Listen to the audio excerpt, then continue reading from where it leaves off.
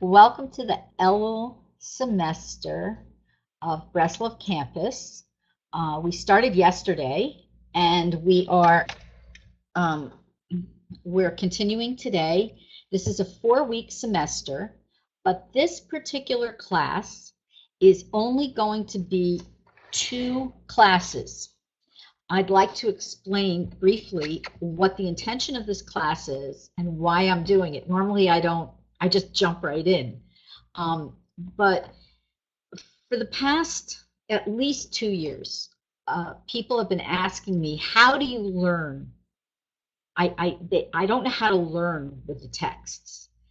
And for many people, there is not a block necessarily intellectually to learning, but just a purely mechanical block to understanding how we should go about and approach Breslov texts. The class tonight and next Monday, and I hope to be doing a few more each semester, the class tonight and next Monday are going to really be designed to help you access the books and apply them to your lives. Simple. This isn't a scholarly, analytical, in-depth, seminary level course. Okay, this is a class for the rest of us. And the reason why I'm teaching this class isn't just because of your questions and your requests, but it's because when I began learning Breslov, I had many of the same questions. And I asked a combination of rabbis at that time how to begin learning Breslov.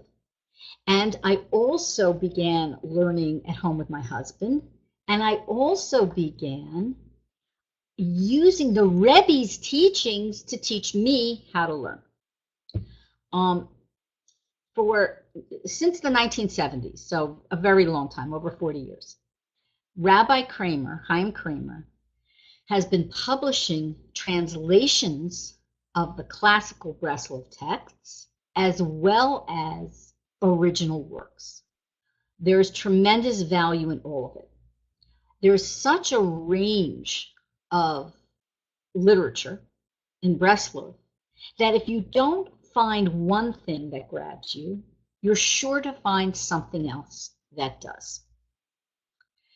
So I'm going to begin a little bit by talking about the Rebbe's major work, his magnum opus, Likutei Moharan, the anthology or compilation of the teachings of our teacher and rabbi, Rebbe Nachman. That's what it stands for. Okay?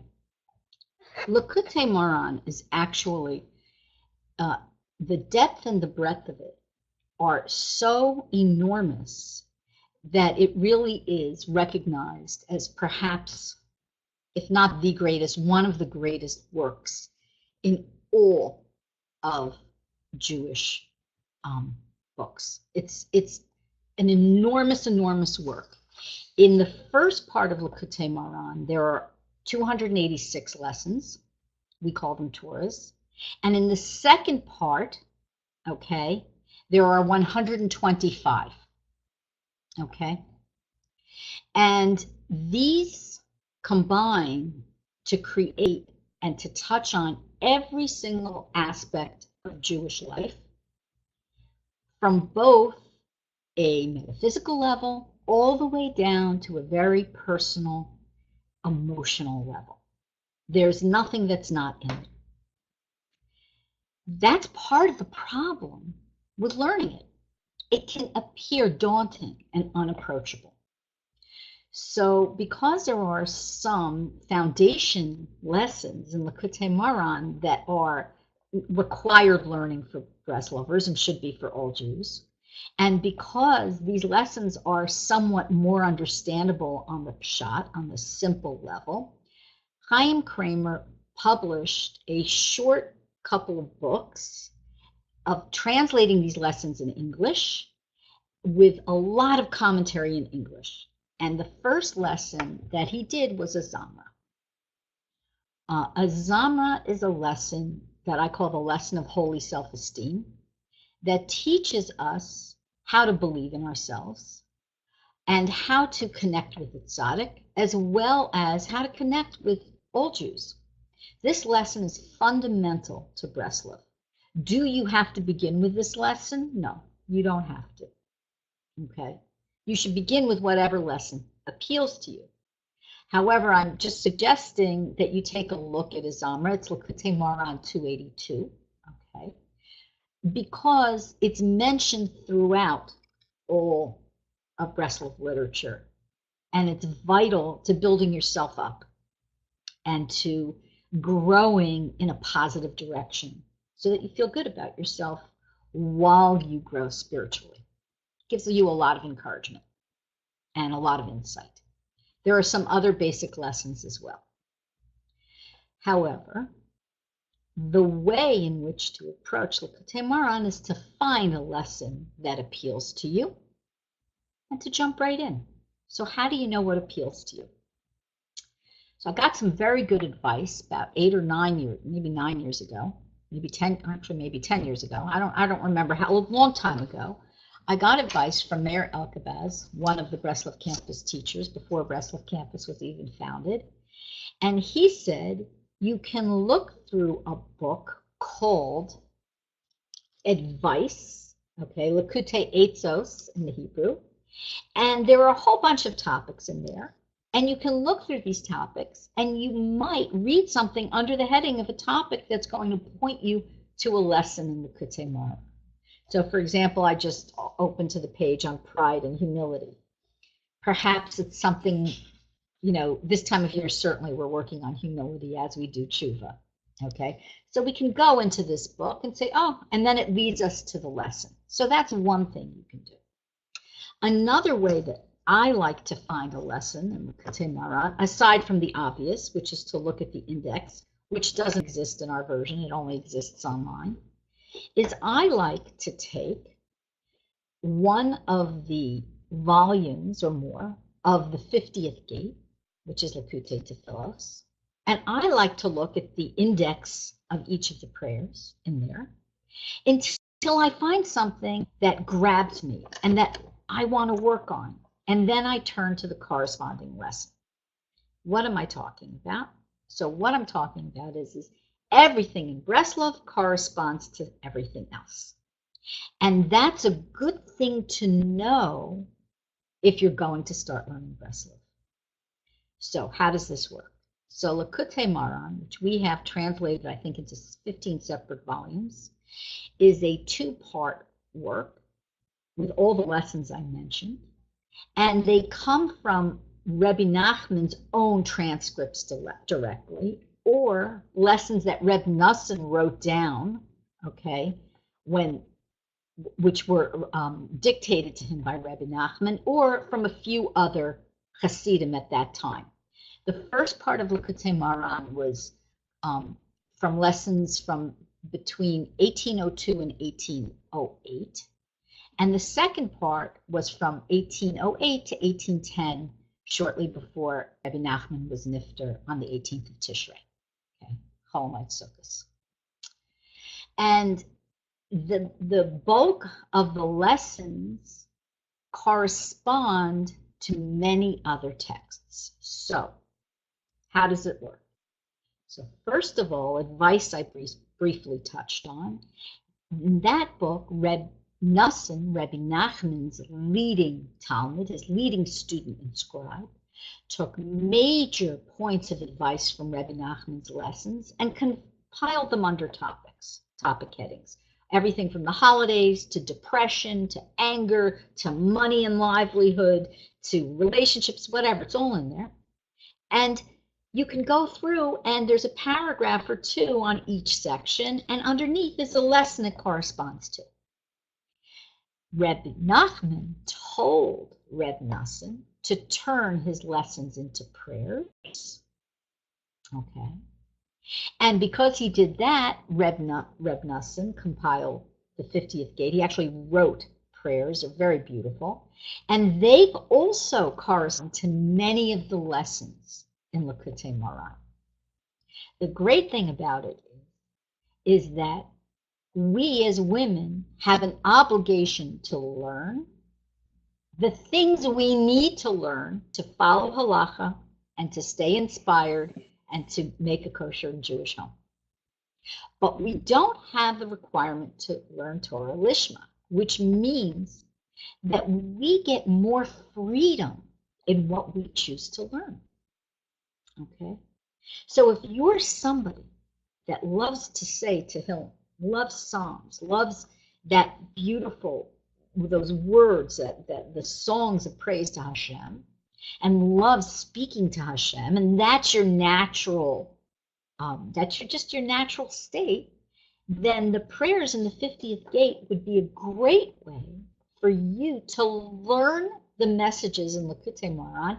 You don't even have to go to the text. You don't have to. It's nice to, but many women just say the prayers alone. Okay? There's no pressure here. Getting the material, again, is to help you live life to the fullest, complete your mission on earth, and stay inspired. If you're somebody who likes to learn, you can go to learn from Likutei Moharan. You can choose your lesson, and you can learn it. If you're somebody who would like to learn, get a taste, get your feet wet, are very interested in completing what you're starting, but perhaps that in-depth, intensive learning isn't your style, you can learn the abridged Likutei Moharan. Okay? What is this? Okay, this is a key text in Breslov. It's probably the most valuable abridged sefer there is, maybe except for the Kitzur Shulchan Aruch. Okay? The abridged Likutei Moharan was instructed by Rebbe Nachman, gave to Rebbe Nachman, and he said, take my lessons and pull out all the practical stuff from them so that people can take these lessons and apply them to their lives. So it's missing a lot of the complex wordplay and the gematrias and the Kabbalah and so on and so forth. How I like to learn it, and this is really what I want to share with you, is how I learn all these things, and maybe one of these ways will work for you, is I actually learn it. It's divided up into days, and I actually learn it 365 days a year, barring Tisha B'Av, 364 days a year. That's how I learn it. Page or two a day. It's in here. It's all divided up. And because Rebbe Nachman himself said he would like us to approach his texts by reading them all the way through first and then going in deeper, he said it's a great way to learn. Learning, look, the Kitzur this way isn't a cop-out. It's actually the way one can get quite a breadth, a big picture of what Breslov is trying to teach us. Okay, so that leads me to my next point, which is what is Breslov trying to teach us? What is Rebbe Nachman trying to teach us? He pulls from so many sources, from Tanakh, from Shulchan Aruch, from all the Kabbalistic texts to all the Mussar works. He pulls from a lot of things and then creates Chidushei Torah, and he innovates Torahs, innovates ideas, teachings from a variety of works. What does he do with this? So the point of Breslov is really, on one level, very simple. It's to give people a path to come close to Hashem and to give them so many ways in, so much beautiful variety that everyone's sure to find their way in. If you're somebody who likes the metaphysical aspects, the mystical aspects, it's there. If you want to work from a psychospiritual level, it's there. You want to work on your emotional stuff, it's there. You want to work on your mitzvah observance, it's there. You want to work on your knowledge in general of Torah texts, it's there. Okay. When I began learning Breslov, I had many years before picked up a few Breslov books. which attracted me very much, but I had no one to talk about them with, and nobody who was there and available to teach me. So I was immersed in other kinds of Torah learning.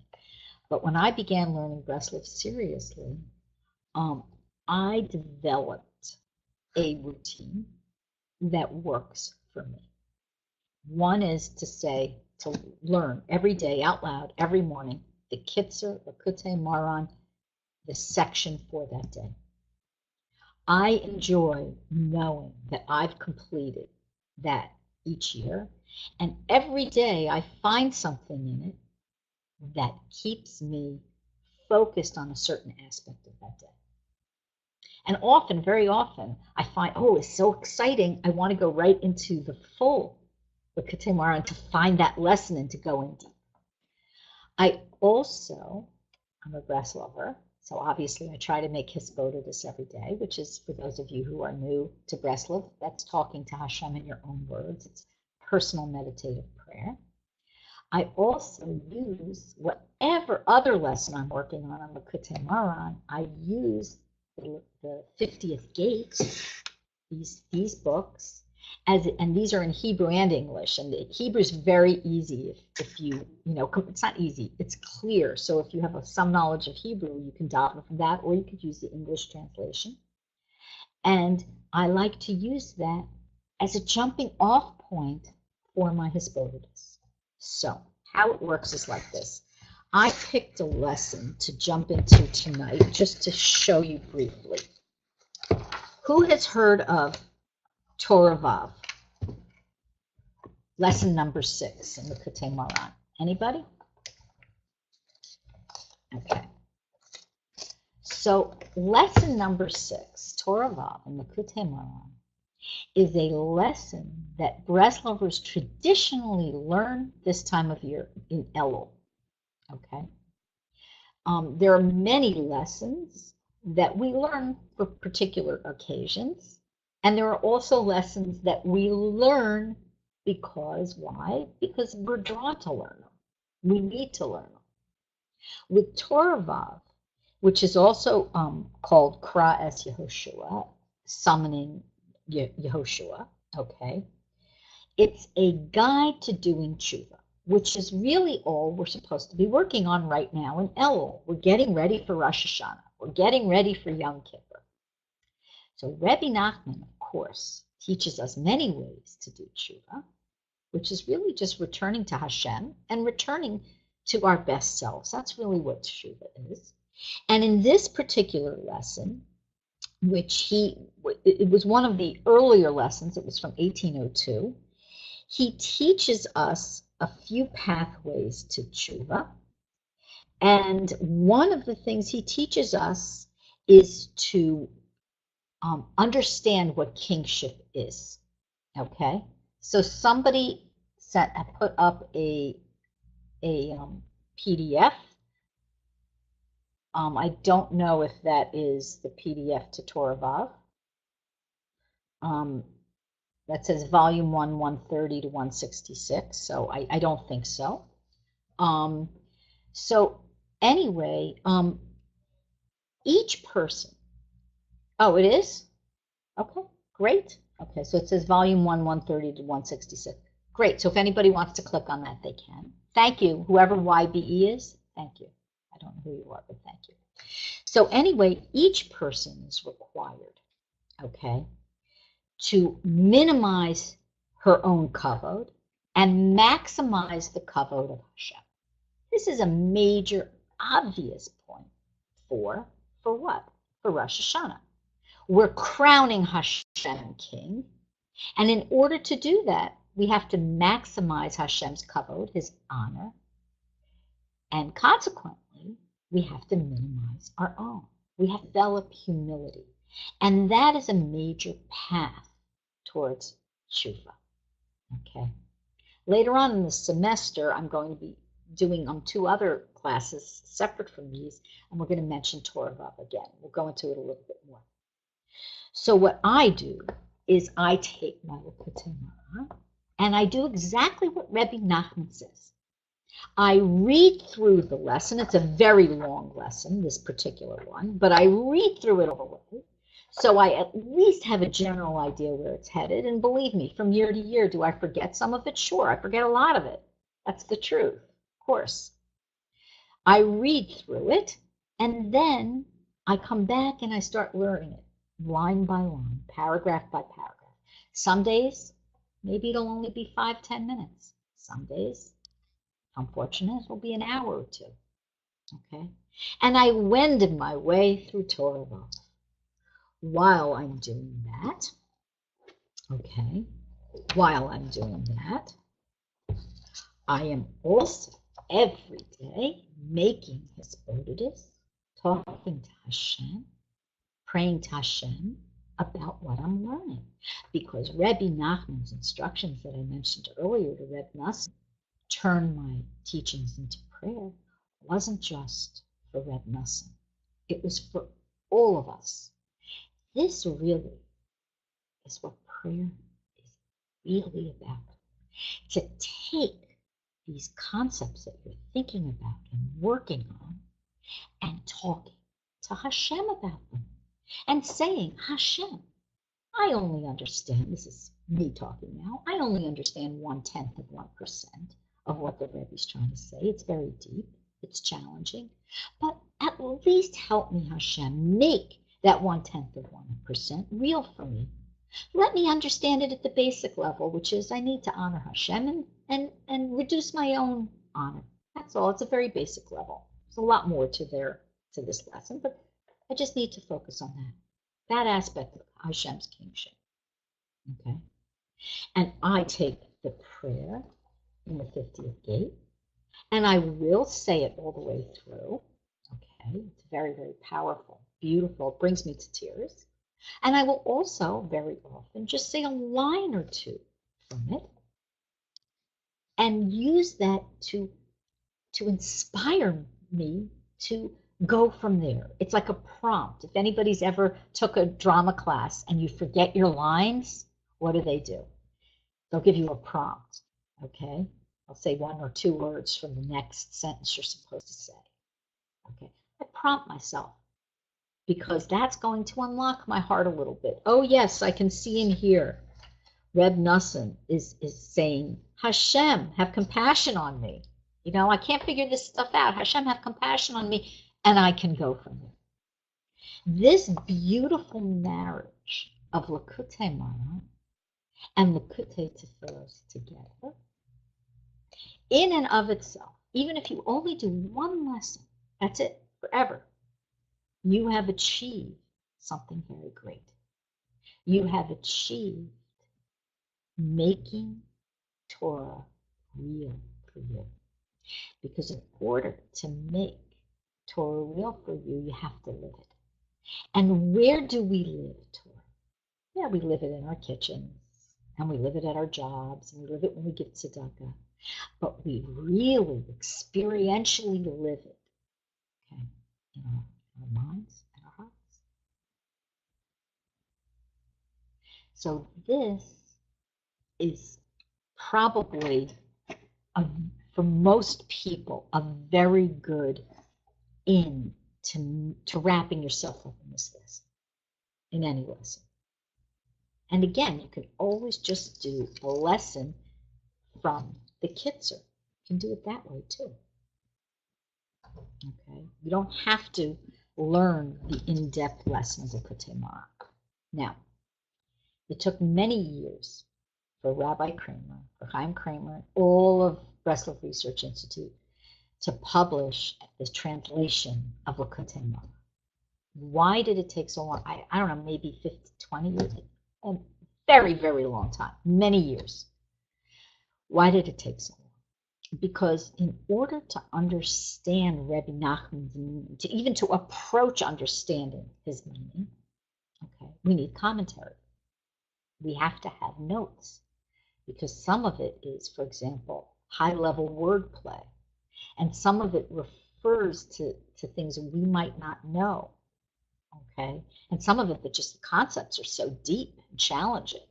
There are many lessons, in all honesty, that they're beyond me. They're beyond me. Okay. And I don't necessarily even view them as a challenge. I want to work on the ones that I think I can understand, that I can make real in my life, that I can give over to other people and share with them. Okay? So what happens is that because it's so complex, Chaim Kramer wanted to devise a way that anybody could sit down and just jump in and learn the Putamen. So what he did was he did something amazing. He compiled commentary from Rebbe Nachman, whose magnum opus, Likutei Halachos, which we'll talk about another time, is related, reveals a lot of what's going on in the Putamen. Okay. And he also used commentary from that. He used commentary from other Breslov sources, as well as throwing in bits about history, what was going on at that time, and his own thoughts, as well as the editorial teams. And what we have is a very, very rich way to jump into the Putamen and get a full picture of what's going on in Breslov at that time and what texts this will refer to, and so on and so forth. One of the attributes, one of the main attributes of Rebbe Nachman's teachings is he's constantly referring to and using something called a bechina, bechinos. What are bechinos? Okay. A bechina is a word that's hard to translate. It's a word that means it implies a relationship. It implies a connection between two different concepts or ideas. It also can imply that one thing represents an aspect or a facet of another. But Rebbe Nachman saw relationships between everything. He had a kind of holographic approach to Torah. That's what this Chassidus is. Everything relates to everything else. Why? Because Rebbe Nachman is said to have taught to be related to Bina, which all us women know what that word means. Anybody who took Anatomy of the Soul with me, we did a whole class on Bina, right? And Bina is really an analysis and taking care of these relationships. For some reason, I hear somebody have audio on or something. Supposed to be listening only. Whoever's talking, I don't know how you logged in to talk. If you wouldn't mind not talking. Hello? Can everybody hear that? Is it just me? Yeah, you can hear it. Somebody is somehow has logged in to and is speaking.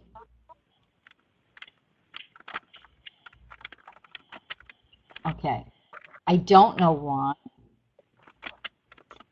For some reason, even though we are on list only, somebody is logging in and speaking. It's a little frustrating. Okay. Hello? Whoever is speaking, please stop speaking. Oh, an audio attendee. How do I get rid of that? I'm just going to delete that. Hold on one second, guys. I don't know how to do that. I've never seen that before.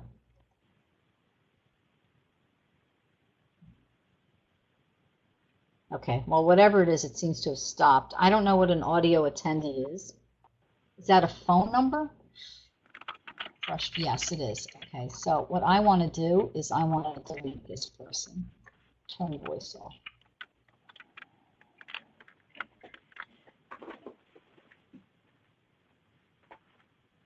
I don't know how to get rid of this person, unfortunately.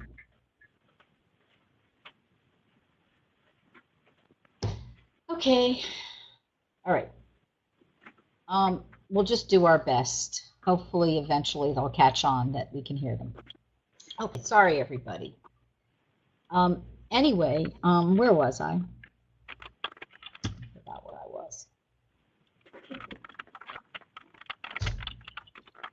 I really can't do this because somebody is, it's so loud. I don't know how to delete someone from here.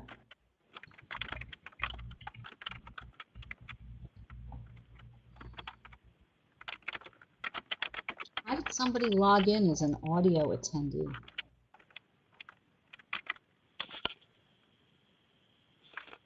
If someone's on the phone, please turn your phone off. I'm trying to mute the person, and I don't know how because I shouldn't be able to hear them at all.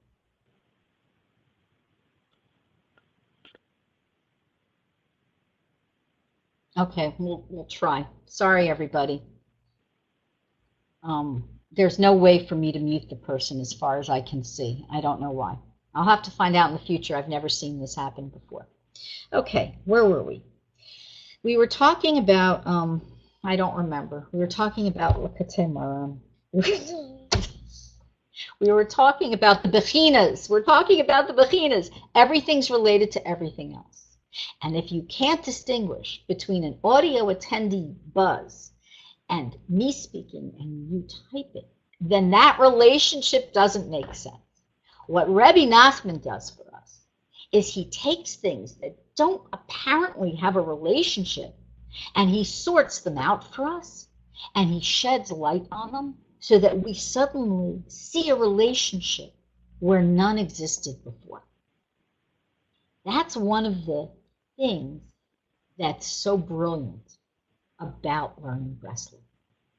And because Rebbe Nachman presented things in almost a holographic manner, we can see how one lesson ties into another lesson and how the lessons tie into each other. At the end of the first part of Putamen, Rebbe Nachman says, he's teaching, I think it's Torah 286, he's teaching us about how a person should say Tehillim, and he says, how should a person say Tehillim? We read Tehillim, and somebody says, but I'm not David HaMelech, I'm not King David, I'm not at that level. How can I possibly relate to Tehillim at my level? And Rebbe Nachman says, you need to believe in yourself, and you need to believe that you are potentially a David HaMelech, potentially a tzaddik, in order to see yourself in the Tehillim. And in order, for example, to see yourself in these prayers, and in order to find yourself in Rebbe Nachman's lessons. And then he finishes by saying, see more in where? In a Zamra. He goes back to a lesson that we already learned. And he tells us, he says, go back to this lesson. Go back to that lesson. Chaim Kramer, what he's done for us in the notes in the bottom of the lessons, has given us pointers about exactly where we should be going to find gloss on something or to find an illuminating thought on what we're learning. Okay? Now, there's a few different types of lessons. One of the lessons that's quite singular that I want to speak to you about is a lesson that I'm learning with somebody here. And actually, I think I'm learning with two people here. And that lesson is in Likutei Moharan, Volume 2, Tanana, Lesson 48. And that lesson is very famous. It's called the Rebbe's Letter. And if a Zamra doesn't appeal to you as a place to jump in, this might be another option for you. In that lesson, the Rebbe speaks to us directly in a very informal tone and gives us tons of encouragement about how to hang in there and how to not let obstacles, whether those obstacles are buzz from audio attendees or those obstacles are far, far more, not let them throw us off our course. This is something that Rebbe Nachman is to help us train to always develop our awareness, our das of what we're doing here. And because the Rebbe himself, his relationship, he has that gematria of 501, the same as Rabbi Shimon Bar Yochai, who's also compared to Bina, We have to understand that there's a relationship between what they're both teaching us, as well as a relationship to analytical understanding and to seeing how different aspects of what we're learning connect with each other, and more importantly, connect in our lives. Now, what happens when you begin learning Breslov? A few things happen. The Rebbe actually tells us what's going to happen. He says very clearly, he says it in many places, including Torah 48, which I just mentioned. He says, when you start coming closer to Hashem, okay, you will face obstacles. But don't be fooled. These obstacles aren't there to push you away, God forbid.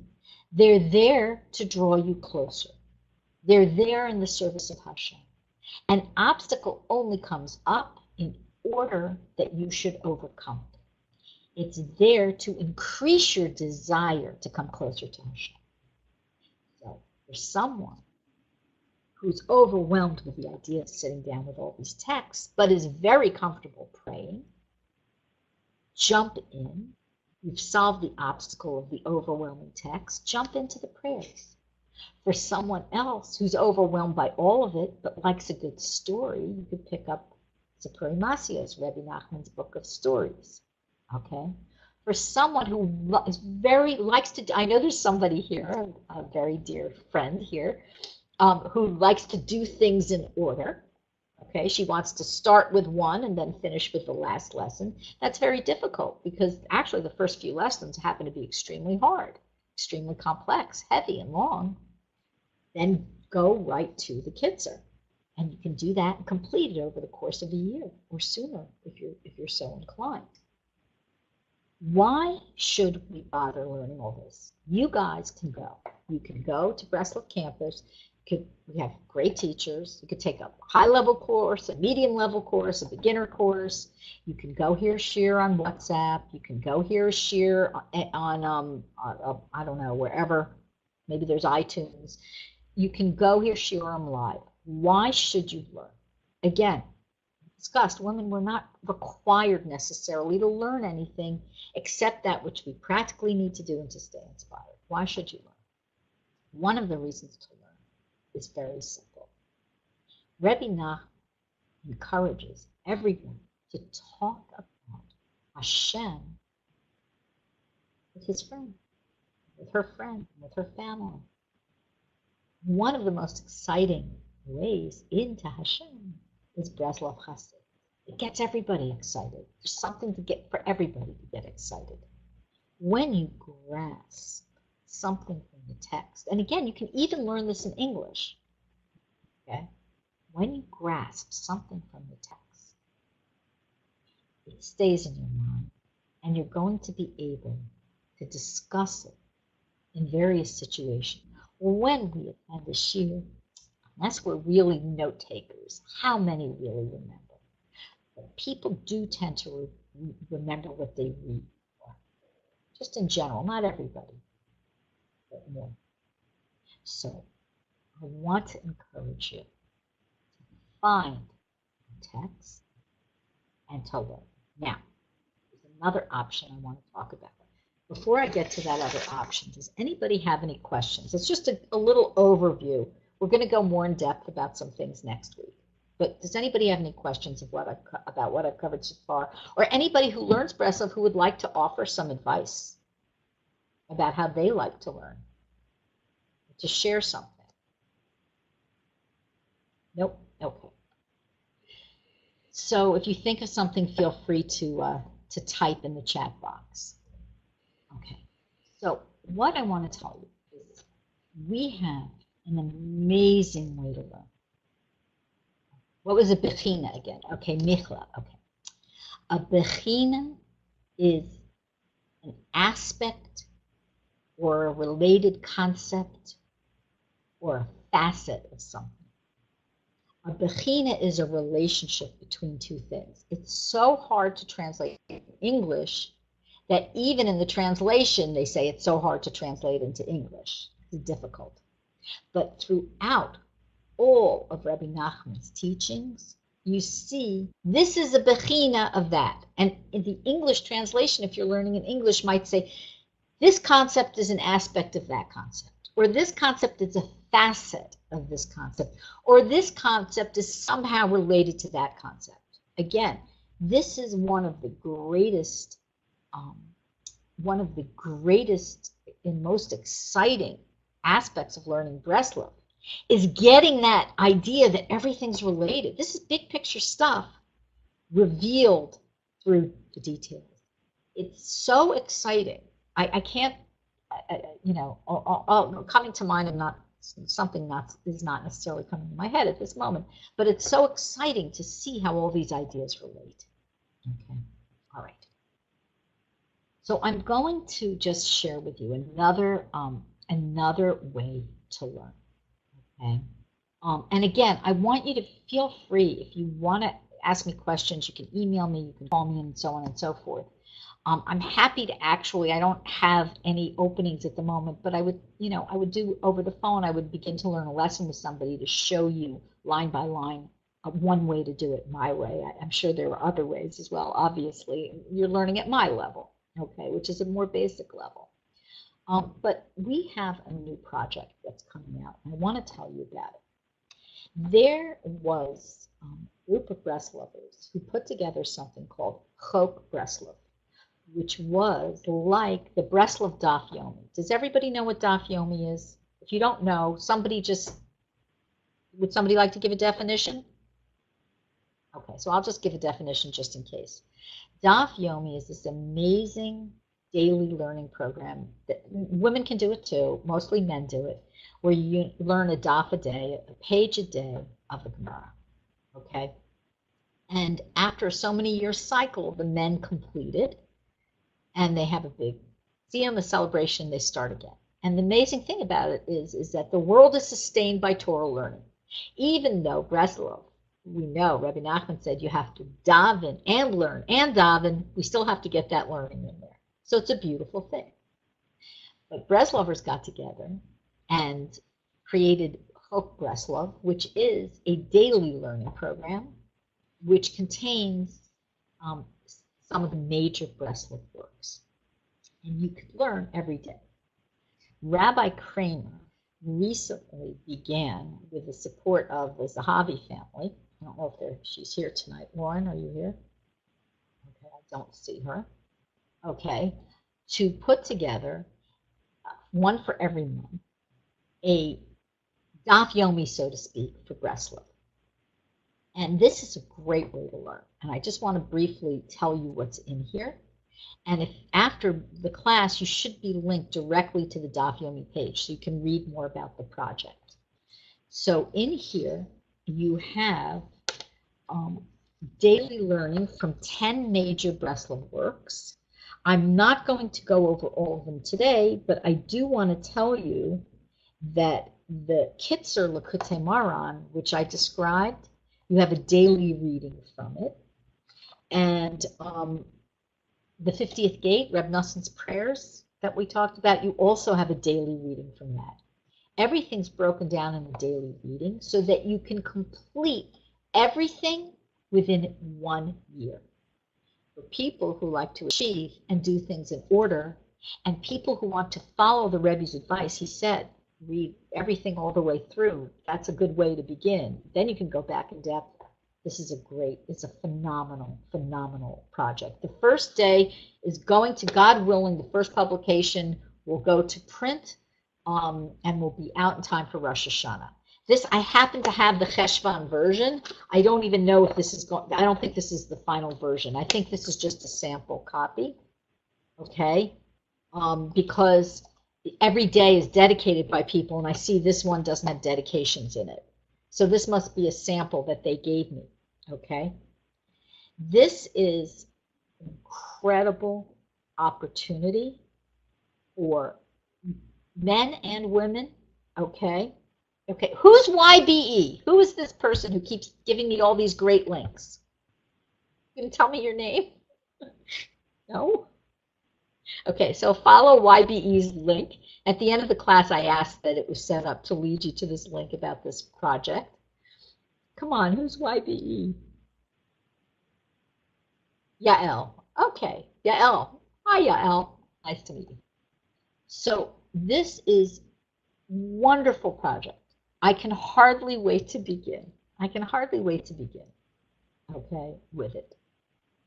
You have to bear with Breslov Research Institute. I'm not Rebbitzin, I'm Chaya Rivka. But thank you, Yael. You have to really bear with Breslov Research Institute. We're working on so many projects at once that sometimes things don't come out as on time as we promise. That's okay too, because that teaches us flexibility. Not everything's good. Those are the obstacles. When Rebbe Nachman's talking about obstacles, he's talking about a big variety of obstacles. So hopefully we'll have it for the first day. This is really an amazing project. And if you're somebody, some people really want to have that sense of accomplishment. I finished this and I finished that. There's nothing wrong with that. There's something to be said for that. It also, completing an entire 10 books a year is a really amazing thing. And this is broken down. It's very manageable. It's extremely manageable and enjoyable, and it's a beautiful translation. It's very easy. Not saying that you're going to understand all of it, but yeah, that's fine. Okay. So it also is going to be a great gift. So that's something coming up. So if you want to complete all the work, you can. So, all right. So anyway, I want to, before we end, I want to encourage you to visit your bookshelves. Pretty much every single one of you has at least one of the BRI books on your shelves. Okay. And whether you have a text that's a traditional Breslov text, like the ones we've been discussing tonight, the advice book, 50th Gate, Likutei Moharan, the Kitzer Likutei Moharan, or you have an original work by Chaim Kramer or one of the other BRI writers. So, for example, some original works of a wonderful book called Rebbe Nachman and You, which is a great introduction to Breslov. We have another great introduction that I happen to love this book. It's an older book called Crossing the Narrow Bridge. It covers so many topics. We have a beautiful biography of Rebbe Nachman called Through Fire and Water. If you love it, it's just such a heart-wrenching and moving and powerful story. But if you love a good biography, it's maybe the best biography I've ever read. It's right up there. So you're going to find something. And the key is to start. Again, the learning that we do as women. There are women who need to learn at an elite level, and that's great. That's wonderful. If you're one of them, kol hakavod, you should keep on going. But if you're like me and want to learn on a very practical level so that I'm inspired and so that I can talk about this with people and share it and connect and make it real for me and so that I can grow, okay?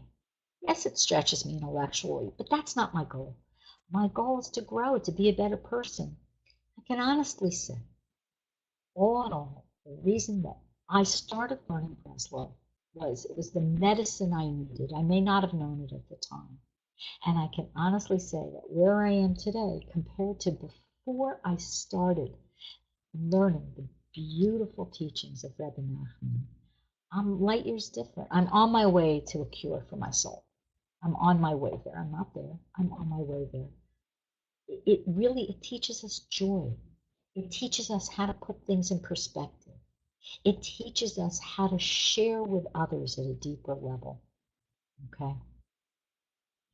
So this two-part course, I gave you just an introduction to some of the basic, works and how I learned them. Very, very general, broad overview.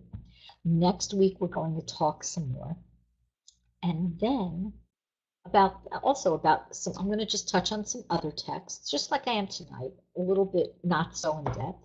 And then the next part of the semester, we're going to talk about Rosh Hashanah and Tshuva and so on and so forth.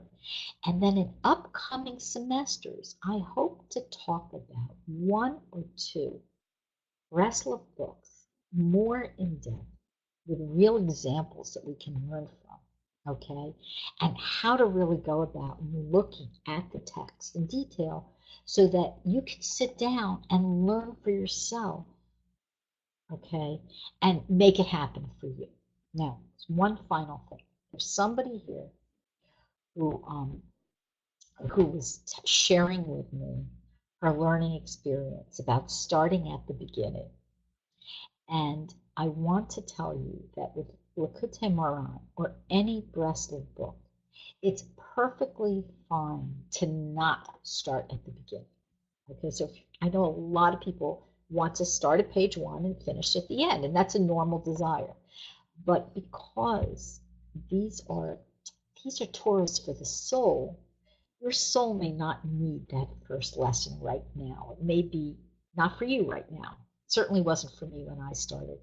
So again, follow my suggestion and look through the works and find something that speaks to you, something that's going to grab you, because you're going to achieve a lot more than if you follow a rigid pattern.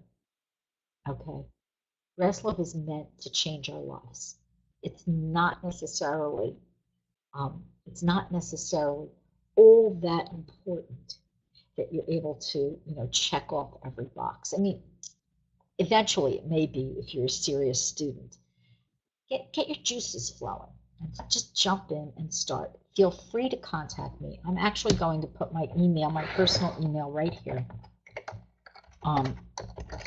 Those of you who learn with me know one-on-one know that I do my best to answer questions. If I don't know the answers, you also know. I'll call people, I'll email people, I'll find an answer for you. Okay, so don't be shy.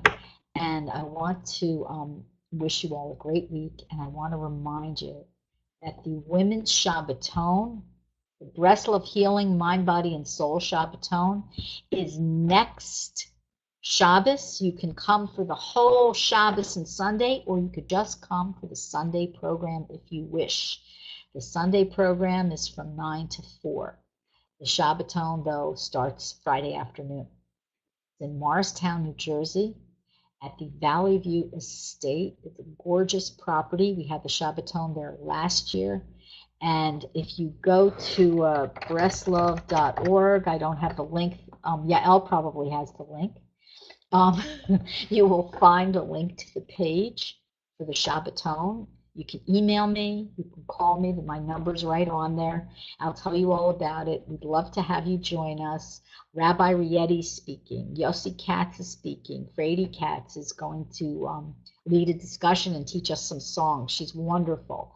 I'm speaking, obviously, teaching some classes, and Georgianne Backman Garfinkel, who's a functional medicine board certified health and wellness coach. She's also a scientist. She's going to be speaking. So please join us. It'd be wonderful to meet those of you who I haven't met. And Yael has found the link. Thank you, Yael. And I hope you all have a wonderful week. And we'll see you next week, God willing. Okay. Bye, everybody.